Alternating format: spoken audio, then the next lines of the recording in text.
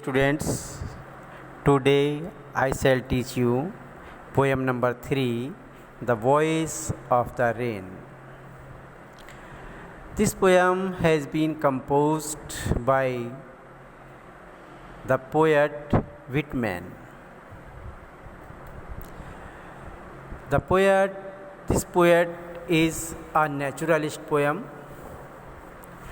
In this poem, he has presented the conversation between the poet and the soft falling rain.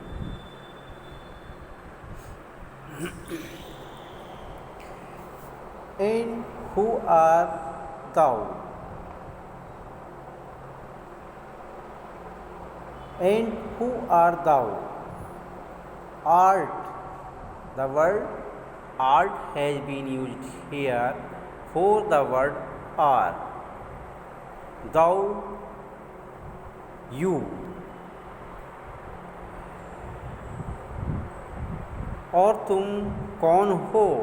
said I to the soft falling shore. मैंने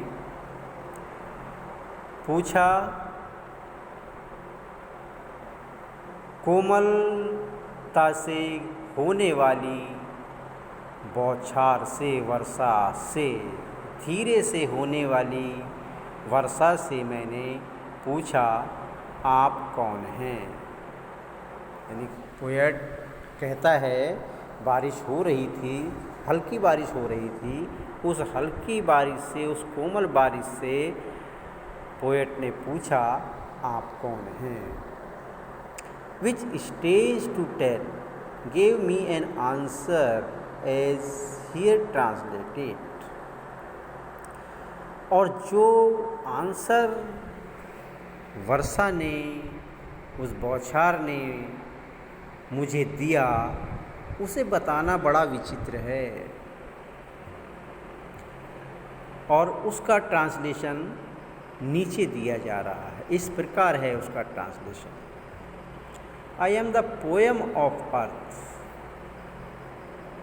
ये answer है। Poem बता रही है अपने आप को, जो वर्षा है, रेन, वो कहती है पोएट से I am the poem of earth. मैं इस पृथ्वी की कविता हूँ। said the voice of the rain. वर्षा की आवाज़ ने कहा, अर्थात बारिश ने पोएट से कहा कि मैं इस धरती की कविता हूँ। इटर्नल आई राइज। इटर्नल कहते हैं लगातार, बिना रुके। और मैं लगातार उठती रहती हूँ। इम्पेलेबल। इम्पेबल कहते हैं अदृश्य, जो दिखाई ना दे, काम होता रहे, प्रोसीजर होती रहे लेकिन दिखाई नहीं देती। ऐसे ही वर्षा का जब बादल बनते हैं तो बादल बनते समय दिखाई नहीं देते हैं, जब बन जाते हैं तब दिखाई देते हैं। जो बादल बनने की प्रोसीजर है वो इम्पेबल रहती है, अदृश्य रहती है। Out of the land and the bottomless सी।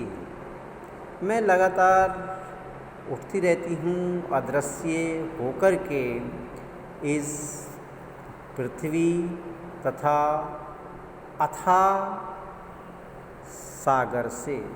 अर्थात वर्षा कहती है कि मेरा जो जन्म होता है वो इस धरती से और इस सागर से होता है, उस सागर से जिसकी गहराई अथाह है। और मैं अदृश्य रूप में निर्मित होती रहती हूँ लगातार, बिना रुके। Upward to heaven. और सीधे ऊपर आसमान की ओर। हीवन, हीवन यहाँ स्वर्ग, और स्वर्ग से मीन्स ले लिया आसमान। सीधे मैं आसमान की ओर जाती हूँ। वेंस, वेंस मीन्स जहाँ पर। Vaguely formed, all together changed and yet the same. और जहाँ पर मैं अस्पष्ट रूप से बिल्कुल अपना रूप बदल लेती हूँ, लेकिन फिर भी मैं वही रहती हूँ, अर्थात मैं वर्षा ही रहती हूँ, हालांकि मेरा रूप नीचे से ऊपर आने में बिल्कुल बदल जाता है। I descend to leave the draughts, atomies, dust layer of the globe. I descend, rain कहती है आगे, मैं इस पृथ्वी पर आती हूँ, मैं इस पृथ्वी पर उतरती हूँ। टू लेव, लेव कहते हैं धुलाई करना या नहलाना। द ड्रॉट्स, ड्रॉट्स कहते हैं सूखा, अकाल। पृथ्वी पर पड़ने वाले, इस पृथ्वी पर होने वाले इन सूखे स्थानों को नहलाने के लिए, इनको पानी देने के लिए, इनको तर रखने के लिए, इनको जीवन देने के लिए मैं आती हूँ। एटोमीज़, और जो छोटे छोटे कण हैं इस धरती पर, जो छोटे छोटे कण हैं उनको जीवन देने के लिए। Dust layers of the globe, और इस भूमंडल की जो धूल की परतें हैं उनको नहलाने के लिए, उनको धुलाई करने के लिए। अर्थात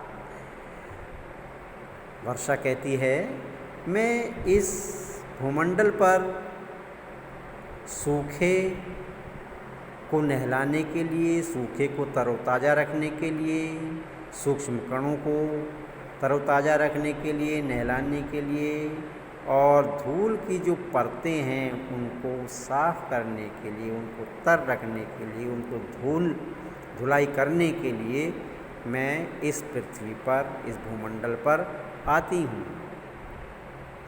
and all that in them without me were seeds only latent unborn. और क्या, और बताती है रेन आगे, and all that in them without me, और वर सीड्स, जो बीज मेरे बगैर, ओनली लेटेंट अनबोर्न, जो लेटेंट कहते हैं छिपे हुए, जो छिपे हुए पड़े थे अनबॉर्न, अजन में, यानी कि बीज तो पड़े थे लेकिन उनसे जो पौधा है वो अंकुरित नहीं हुआ था मेरे अभाव। तो इसलिए मेरे बगैर वो अजन में थे, डेड थे, इसलिए मैं उन्हें अंकुरित करने के लिए, उनको जन्म देने के लिए इस भूमंडल पर आती हूँ। And forever, by day and night, और हमेशा रात और दिन, I give back life to my own origin, मैं दोबारा जीवन प्रदान करती रहती हूँ अपने उत्पत्ति स्थल को। और ऐसा करके, पोयम आगे कहती है, ऐसा करके मैं अपने उत्पत्ति स्थल को, अपने उद्गम स्थल को दोबारा जीवन प्रदान करती रहती हूँ।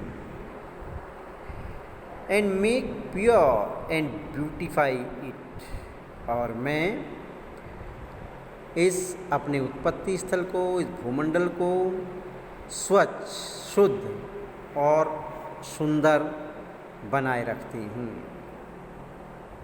For song issuing from its birth place after fulfilment one dream, जिस प्रकार से आगे रेन कहती है, जिस प्रकार से अब उदाहरण दे करके समझाती है, अपनी कंपैरिजन करती है एक गीत से।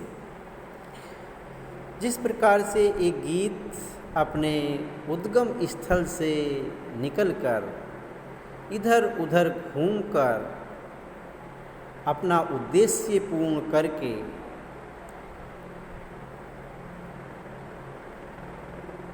रेक्ट